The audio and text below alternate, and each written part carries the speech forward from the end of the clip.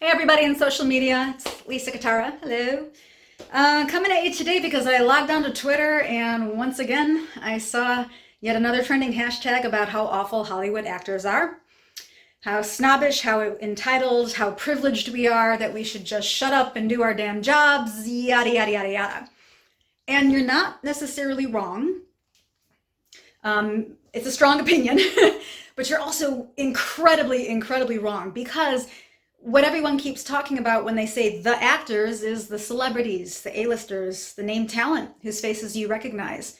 But I'm part of the working talent pool, and I represent the other 95% of working talent in this town who you don't know. And I will tell you right now, we do not have a fraction of the income, the privilege, or the opportunities that those people do.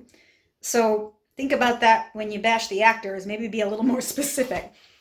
So for shits and giggles, because I'm in quarantine and I definitely have time, I'm going to show you my humble abode where I have been pent up now for 25 days, I think.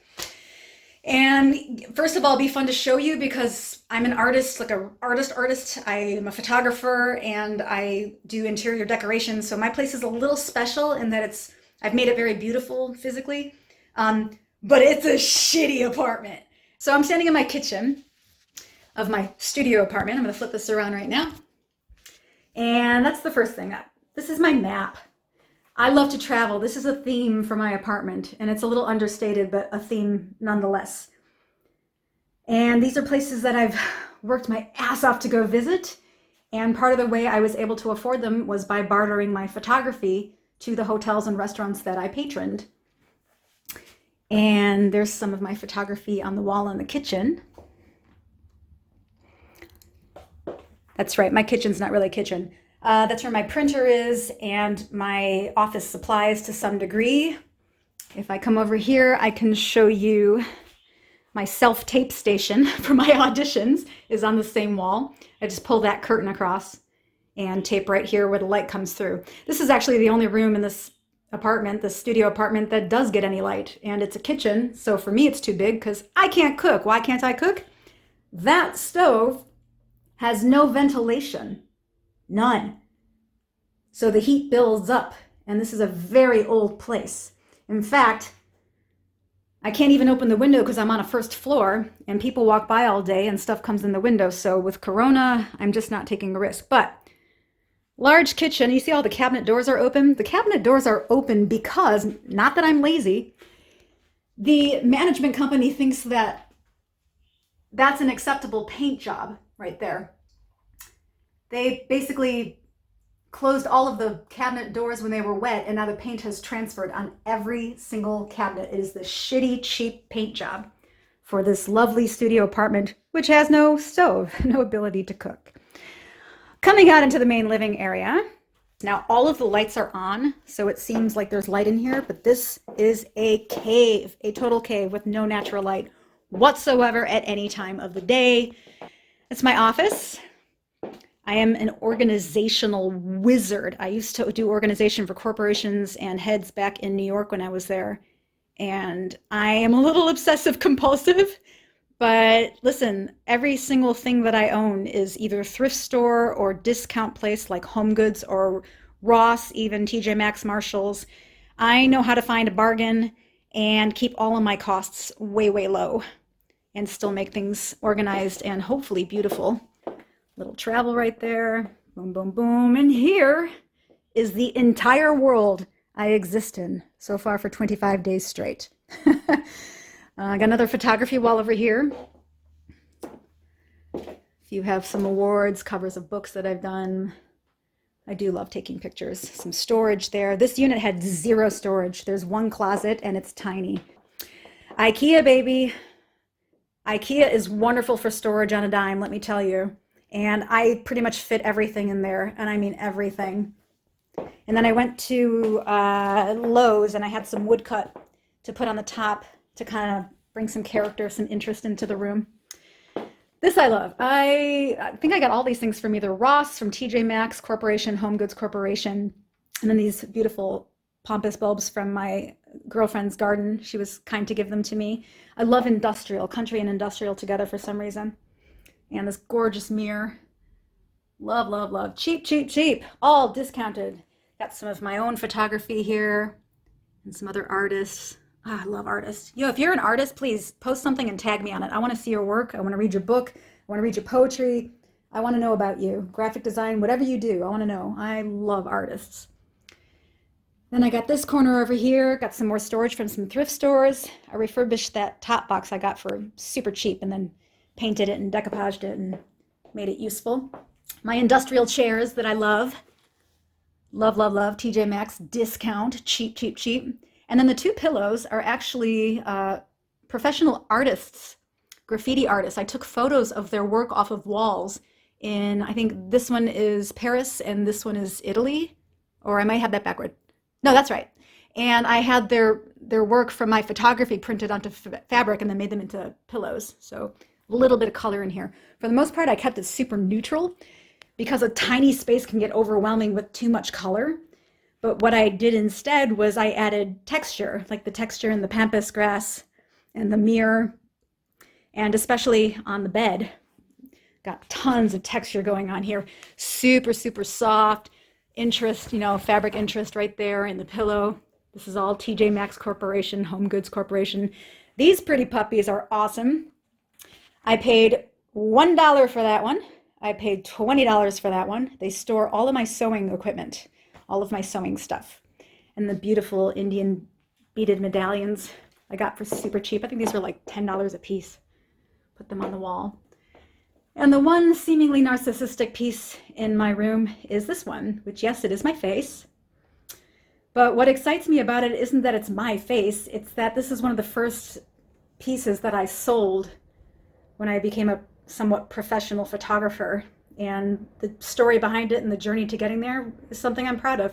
Plus, I just love my dope-ass style. Things are cool. I planned for a gallery this year, but that's obviously not going to happen. A little more texture here with the dream catcher. These things, it makes everything jump, makes it a little bit bigger. Light, light, light. Keep everything light. Now, this studio apartment, which barely works, has no central air or heat, but it has a very old heater right next to where I sleep that any day could possibly catch on fire, so I try not to ever turn it on. This room was marketed as a den, which I have made into my own walk-in closet because there is nowhere to put any of my stuff. So it was empty. I went and got these two metal wardrobe racks and assembled them, and they turned out to be perfect for all of my clothes. They fit in that nook perfectly. And then got some IKEA boxes for organizing shoes and whatnot, and to hide things beautifully. My jeans down there. This entire section here is my audition wardrobe. So these clothes never get worn anywhere else. They're just for auditions. That's my medicine closet. And it's also my towel closet and my everything closet. And shoes. IKEA to the rescue again. That's my shoe rack. I do love shoes. I'm not going to lie. And hopefully I'll get to use them soon. They've been collecting dust. I don't have much of a social life. And then this cool thing. Hi, everybody. Perforated metal. I got this at IKEA and it was perfect to hang jewelry from and, use all this empty space up here. And then what else? Put a little carpet down for my tootsies because it gets cold in here in the winter and super ass hot in here in the summer. The bathroom. This was a nightmare. There was nothing in here. There was a medicine cabinet that had, boom, get some light up in here. A medicine cabinet that had mold in it. And the sink, which is installed too low, but had no storage. So I found this cabinet, bought it from somebody on, I think, OfferUp. You want $5 for it. So I nabbed it, went and picked it up, and then found a thrift store table and disassembled it and made this top piece, cut it, and had a buddy fit it so that I had some storage. What else? The floor was a mess, so I put some carpeting down, super, super cheap from Big Lots, I believe. And bought some more storage from IKEA to handle things with a little more travel theme up on top. And lots and lots and lots of mirrors because it is so tiny in here. The mirrors help it seem a little bit bigger. Is my effluent. Oh, I love my effluent. Little things to remind me of travel. Got India up there. This is Indonesia. And then up top, I have not been there yet, but I can't wait. Africa, the animals on the outside are from Kenya, and this is from Ghana, and they're just awesome, I think. So yeah, and then because it's almost impossible to do makeup without light, I went and I bought this puppy. The mirror was all of about like $15, and I painted it and I put the lights on it. So now I have a place to do my makeup, which is great. I forgot two things actually. My mirror. Hello everybody. I love this mirror because it has a ton of my life on it, actually, my early life. The base of it is actually from IKEA, if you recognize the shape of it. And then I decoupaged classical and Broadway music that I've sung and performed, and places that I've visited, places I've lived. I think this is Mazatlan here. All kinds of things that are personal to either my first career, which was musical theater and opera, to filming. This photo I can't really talk about because I'd have to mention somebody, I have to name drop. I don't want to do that. But this was their breakfast one morning when we were filming, so it's on there. Let's see, some of my fashion art and more music, more travel. I forgot about this cool jammy. So this medallion over my bed was not here. It's an awkward hole in the wall that I still can't justify architecturally. I don't know why it's there, but it is. And I found this medallion at Ross of all places. It was so pretty and it matched my interior. And I thought, what are the odds it fits? And dang it, it fits perfectly. It's a nice little backdrop for the bed. This is it's my whole world. This is where I'm pent up while in quarantine. This is day 25 for me. So, you know, I'm kind of losing it. And I realize I have an unfair advantage because I am kind of a complete artist. And to me, making things beautiful is not difficult at all. And doing it for pennies, literally pennies. But that's not to say I'm not bouncing off the walls, being stuck in this tiny space. But yeah, there you go. There's a tour of my humble abode. I know it might appear because the only people that you see online and television are names, that everybody is thriving in this industry. I assure you that is not the case. And now more than ever, you know, I consider us very essential. I don't know how I would survive this quarantine or any life challenge that I've been through, and I've been through many, without the arts, all of the arts, you know. That's what gives us repose from the challenges. That's what helps us feel and think and connects all of us. And I thank you guys for patroning the content that we put out into the world. I'm proud to be a part of that. I just want to give you a little more realistic insight into the reality for most of us. Now, granted, my place, I know I have that advantage. My place is beautiful, but it's a shithole. This is a shitty apartment, arguably the worst that I've ever lived in. It's not managed well. Nothing works, you know. But we do what we can, right? We do what we can. I still have a roof. I still have some food in my fridge. I hope I have some food in my fridge. And we just try to stay here for each other, all right? I'm definitely here for anyone who's feeling a little less, maybe.